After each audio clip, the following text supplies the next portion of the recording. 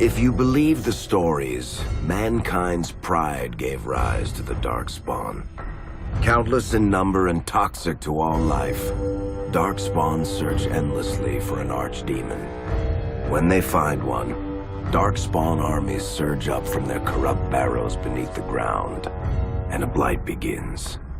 Grey Wardens are the only warriors capable of destroying an archdemon, and history always honors the one who sacrifices all to kill the beast.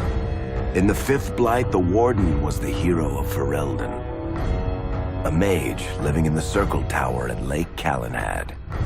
Drawn into an escape plot by another mage, the hero became snared in the Circle's dangerous politics.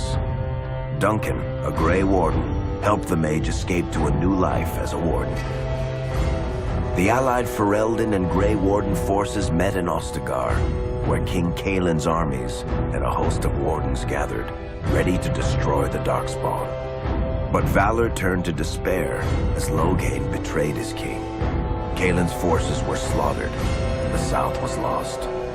The hero, now a full-fledged Grey Warden, survived with the aid of Flemeth, the mysterious witch of the wilds. Joined by Flemeth's daughter, Morrigan, and a Grey Warden named Alistair, the hero set out to build an army strong enough to abolish the Blight. With the traitorous Loghain now seated on Ferelden's throne, the Warden sought help from the influential Arl Eamon of Redcliffe. However, they arrived in Redcliffe to find the town under siege. As each night, undead rose in waves and assailed the battered village. With the hero's help, the people of Redcliffe stood fast against the undead horde. The Wardens reached Arl Eamon's castle only to find the Arl lying at the edge of death, and his court fallen into madness. To save his father's life, Eamon's young son, Connor, had made a deal with a demon, and quickly fallen victim to its possession. The hero intervened, freeing Connor from possession and breaking the demon's hold over Redcliffe. But deals with demons are never straightforward. The demon agreed only to save Eamon's life, not restore him to health. Arl Eamon needed a miracle to recover. The hero located an urn containing the sacred ashes of Andraste, which were said to cure any ailment. The urn was protected by ancient traps, tests of will, and a dragon-worshipping cult that wanted to twist the urn's power to its own ends. The urn remained pure, but mysteriously disappeared after the Wardens departed. Only the temple dedicated to it still stands. With a pinch of the ashes, the hero restored the Arl to health. Informed of Loghain's treachery, Eamon swore his political and military support. The Circles of Magi are bound by oath to aid the Grey Wardens in times of blight. However, Lake Calenhad's tower could offer little help. One of its mages, Uldred, had become possessed by a pride demon and was twisting other Circle mages into abominations. The hero fought to the top of the tower and defeated Uldred, saving the remaining mages. Grateful for their lives, the mages joined the Warden's army. The allies gained at the Circle were not the only soldiers to join the Warden's forces, however. Dalish elves don't usually make alliances, but even deep hatred can be set aside in the face of oblivion. An ancient curse was destroying Ferelden's largest Dalish clans, turning the elves into werewolves.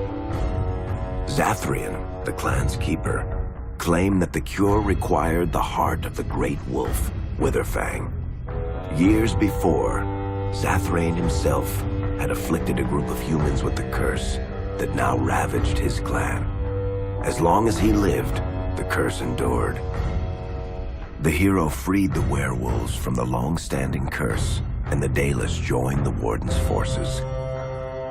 Blights may happen hundreds of years apart, but the dwarves who live below the surface of Thedas fight Darkspawn every day. No one is better schooled in battling Darkspawn than the warriors of Orzammar, except perhaps their allies of old, the Grey Wardens. The hero arrived in Orzammar in the wake of King Endrin's death to find political factions fighting for control of the dwarven capital. Only the vote of a venerated paragon could break the deadlock to elect a ruler, and order the dwarves to honor their Grey Warden treaty and join the battle against the new blight. The hero set off to find a paragon named Branka, who had disappeared into the Deep Roads in search of a legendary artifact, the Anvil of the Void, created by the renowned smith Caridin to forge mighty war golems. The hero helped Caridin destroy the Anvil of the Void, along with the dark secrets that could trap a living soul inside a mechanical construct. The hero emerged from the Deep Roads with a master-forged crown to bestow the Paragon's favor upon whichever rival candidate would be crowned king. Balin, the youngest son of King Endrin who was suspected of foul play, or Haramont, the aging traditionalist backed by the Dwarven Assembly.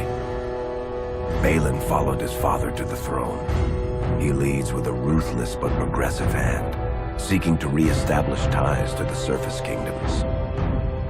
With Dwarden's strength now bolstering the Warden's army, the hero had to deal with Loghain so Ferelden could stand unified against the Darkspawn before the Blight swallowed the world.